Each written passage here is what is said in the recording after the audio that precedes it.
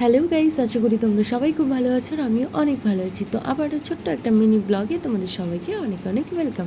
তো আজ বাড়িতে সত্যনারায়ণ পুজো, আর এদিকে দেখো আমি স্নান করে আলপনা দিয়ে ঘরের পুজোটা দিয়ে দিলাম। পুজো দেওয়ার পর মা এদিকে জোগাড় করছিল, সব কিছু জোগাড় টোগাড় করে আমরা বসেছিলাম যে কখন ঠাকুরমশাই আসবে আর পুজো শুরু করবে।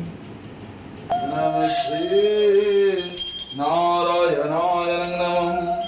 ওম নমামি শঙ্খচক্রম গদাপদ্যম চতুর্ভুজম নমঃ শ্রী ভগবান জগদম প্রসিদ্ধম শ্রী। আমাদের পুজো এদিকে কমপ্লিট, আর সোজাই প্রসাদ খেয়ে নিলাম। প্রসাদ খেয়ে বিকেলের দিকে বেরিয়ে পড়লাম আবার ঘুরতে, আর সোজাই চলে আসলাম কালীকুণ্ডিতে। তো এখানটায় এদিকে দেখো, একদিকে রৌদ্র একদিকে মেঘ, দুটো মিলে জাস্ট ফাটাফাটি। যাই হোক, তারপরে আমরা কিছুক্ষণ মন্দিরে বসে সোজাই পাশেই যেহেতু খোলা মাঠ ছিল ওই দিকটায় চলে গেলাম ঘুরতে।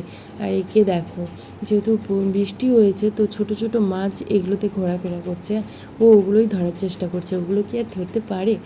আর ওই যে দূরে দেখো দুটো ভাই, ওরা হচ্ছে তোমার মনে অনেকগুলো শালুক ফুল থাকে না, ওগুলো হচ্ছে তোমার তুলেছে। এবার আমরাও চেষ্টা করছিলাম কিন্তু কিছুতেই পারছিলাম না। তারপরে শেষমেশ ওদের কাছ থেকেই চেয়ে নিলাম। আর একে দেখো, এই চেষ্টা করেই যাচ্ছে আনার, কিন্তু একটাও পারলো না। তো চলো আজকের মতো টাটা, আবারও দেখা হবে নেক্সট ভিডিওতে। আর ভিডিওটা কেমন কী লাগলো সেটা অবশ্যই কমেন্টের মাধ্যমে জানিও।